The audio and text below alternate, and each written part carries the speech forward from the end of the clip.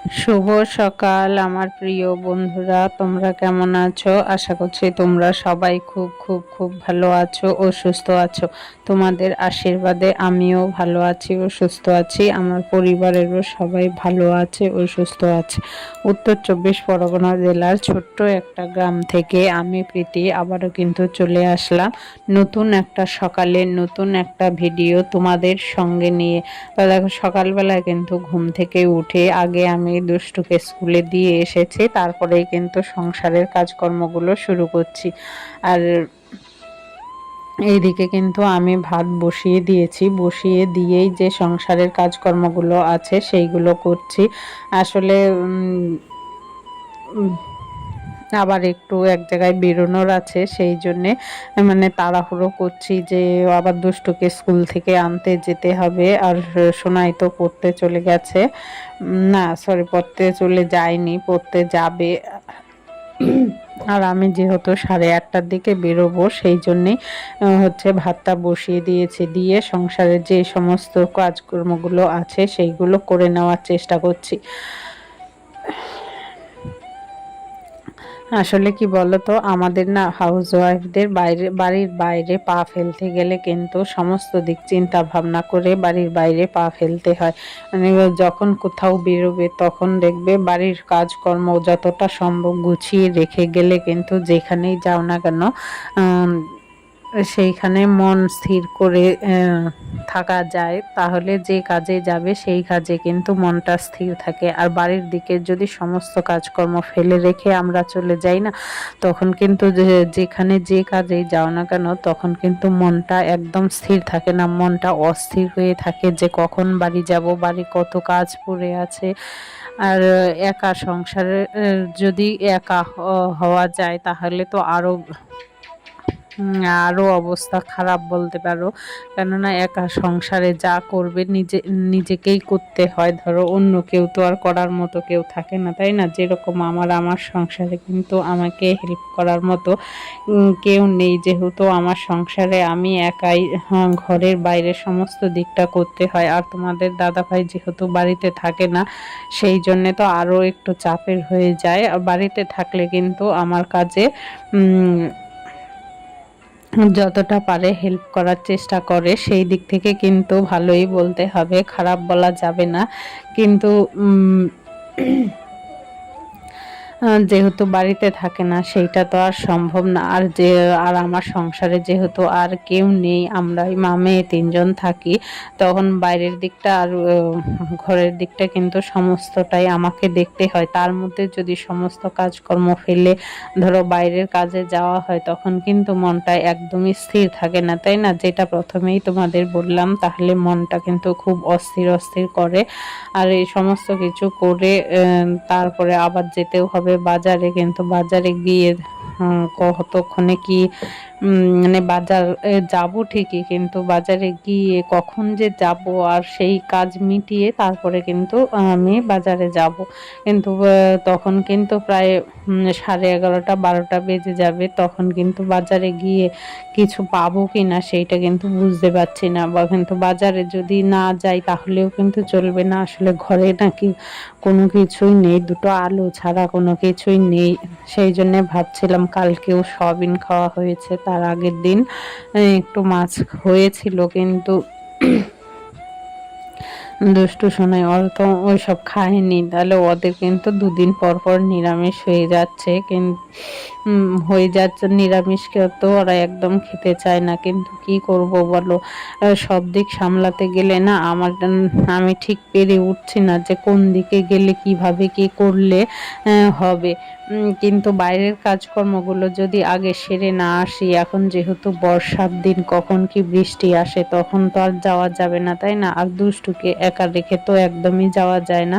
মানে যখন সোনাই বাড়ি থাকে সেই সুযোগটায়, কখন বাড়ি থাকবে সেই সুযোগ ধরে বাদেই আমাকে কাজ করতে হয়। আর এইদিকে দেখো ও কিন্তু ঘুম থেকে উঠে ব্রাশ করতে চলে এসেছে। আসলে ও পড়তে যাবে, আর ও যেহেতু উঠে পড়েছে তাও আমি কিন্তু ঝট করে চলে আসলাম এই দেখো বিছানাটা তুলতে।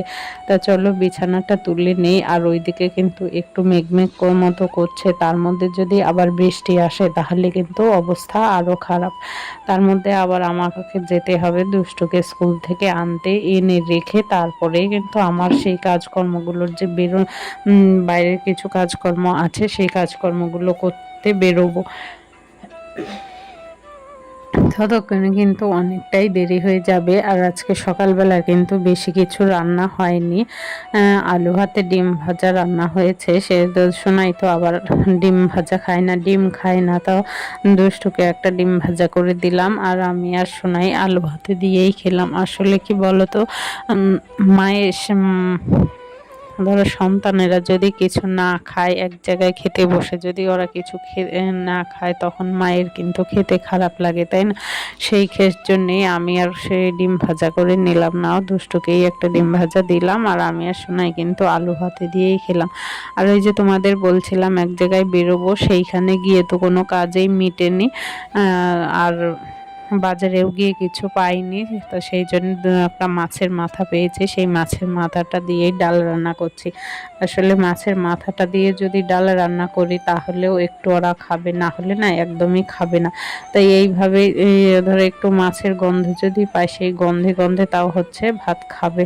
আর এইভাবেই ম্যানেজ করার বুদ্ধি খাটিয়ে একটু প্ল্যান করে সে সংসারটা গুছিয়ে করার চেষ্টা করি। জানি না কতটা কি করতে পারি। তা দেখো ওইদিকে কিন্তু আবার সেই রান্না বসিয়ে দিয়ে আবার কিন্তু এই ঘরে কাজ করতে আসলাম। আর এখন কিন্তু বাজে প্রায় দুটোই বলতে পারো, পৌনে দুটো বাজে হয়তো, আমার ঠিক দেখা নেই, অনেকক্ষণ আগে দেখেছিলাম 1:30 বাজে, সেই হিসাবে বলছি এখন হয়তো পৌনে দুটো বাজে। আর এইদিকে বাইরে না প্রচণ্ড হাওয়া দিচ্ছে। এই যে ঘরটা ঝাড় দিচ্ছি, সকালে কিন্তু ঘর ঝাড় দেওয়া মোছা হয়েছে, মোছা হয়তো তোমাদের সঙ্গে ঘর ঝাড় দেওয়া মোছা তোমাদের সঙ্গে শেয়ার করা হয়নি। আসলে কি বলতো, সব সময় একই কাজকর্ম দিতে না ঠিক ভালো লাগে না যেন। তাহলেও এখন যে আবার ঝাড় দিচ্ছি, এখন কিন্তু ওই যে বললাম পৌনে দুটো কি দুটো বাজে, আর এতটাই হাওয়া দিচ্ছে যে এই যে ঘর ঝাড় দিচ্ছি সব ধুলো কিন্তু আবার সেই ঘরের মধ্যেই চলে আসছে। আর এখন ঘরটা ঝাড় দিচ্ছি, তার কারণ হচ্ছে ঘরে না একদম পা ফেলতে পারছি না, যেহেতু সকাল সকাল ঘর ঝাড় দেওয়া মোছা হয়ে গেছে। আর এখন প্রায় 2টো বাজে, ঘরটা ঝাড় না দিলে আর পা ফেলা যাচ্ছে না। আর এইদিকে দেখো আমি যে ডালটা বসিয়ে দিয়ে গেছিলাম, ডালটা প্রায় হয়ে গেছে। এখন একটু গরম মশলা দিয়ে ডালটা নামিয়ে নেব। তা চলো তোমরা ভিডিওটা দেখতে থাকো। আর হ্যাঁ, আরেকটা কথা বন্ধুরা, যাদের আমার ভিডিওটা একটুকু ভালো লেগে থাকে তাহলে কিন্তু অবশ্যই একটা লাইক করো। লাইক করতে কিন্তু ভুলো না, তোমাদের একটা লাইক আমাকে পরবর্তী ভিডিও বানাতে উৎসাহিত করে। আর তোমাদের ভিডিওটা কেমন লাগছে অবশ্যই তোমাদের মূল্যবান মতামত জানাতেও কিন্তু ভুলো না। আর যারা তোমরা চাও যে আমার পরিবারের একজন সদস্য হতে, তাহলে অবশ্যই আমার চ্যানেলটাকে সাবস্ক্রাইব করে আমার পরিবারের একজন মিষ্টির সদস্য হয়ে থেকে যেও। আর যদি কোনো ভুলভ্রান্তি হয়ে থাকে তাহলে তোমাদের পরিবারের একজন ছোট্ট সদস্য হিসেবে সেই ভুলভ্রান্তি ক্ষমা করে দিও। তো চলো দেখো গরম মশলা দিয়ে কিন্তু আমি এখন ডালটা নামিয়ে নেব, নিয়ে আবার ওই গ্যাস মুছবো, রান্নাঘরটাও আরেকবার ঝাড় দেবো, দিয়ে তারপরে কিন্তু আমি স্নান করতে যাব। আর এই যে রান্নার টুকিটাকি বাসনগুলো পড়েছে সেইগুলোও মাজবো, এখনো অনেকটা সময়ের দরকার। তো দেখো ডালটা কিন্তু হয়ে গেছে। সমস্ত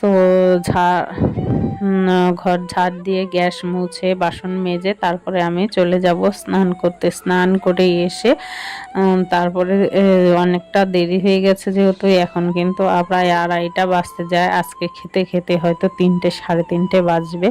এখনও তো আমার অনেক কাজ বাকি। তা চলো তোমরা ভিডিওটা দেখতে থাকো। আর এই যে দেখো আমার ডালটা কিন্তু হয়ে গেছে, মাছের মাথা দিয়ে ডাল। গুড ইভিনিং বন্ধুরা। দেখো আমি কিন্তু যে দুপুরবেলায় খেয়ে দিয়ে একটু শুয়েছিলাম, তারপরে না উঠেছি, উঠে দেখি বাইরে এত মেঘ করেছে। ঝটপট উঠলাম, উঠে বাইরের যে সমস্ত জামা কাপড়গুলো মেলা ছিল সেই সমস্ত জামা কাপড় তুললাম। তুললে না দুধ আনতে গেছে, যেই গেছে সেই বৃষ্টি নেমে গেছে। ধরতে গেলে অর্ধেক ভিজে ভিজেই আসলাম, এই দুধটা নিয়ে চলে এসেছি, কেননা রাস্তায় কোথায় দাঁড়িয়ে থাকবো বলো। আর এই বর্ষাকালের বৃষ্টি কখন থামবে কি না থামবে তারও তো ভরসা করা যায় না, তাই না? সেই জন্য আর কোথাও না দাঁড়িয়ে ঝট করে চলে আসলাম বাড়িতে। এসে আবার ঘরটা ঝাড় দিলাম, দিয়ে কিন্তু সন্ধে দিয়ে এখন আসলাম চা করতে। তো আজকের ভিডিওটা এই পর্যন্তই, ফিরে আসবো নতুন একটা সকালে নতুন একটা ভিডিও নিয়ে। টাটা।